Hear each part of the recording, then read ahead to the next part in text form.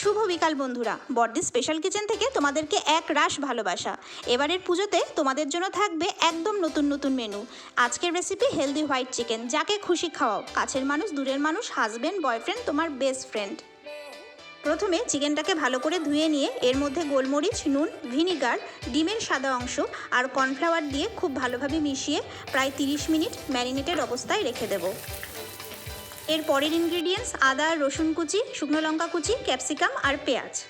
এরপর কড়াইতে তেলটা যখন বেশ গরম হয়ে আসছে তখন শুকনো লঙ্কা কুচি, রসুন কুচি আর আদা কুচি এর মধ্যে দিয়ে দিচ্ছি।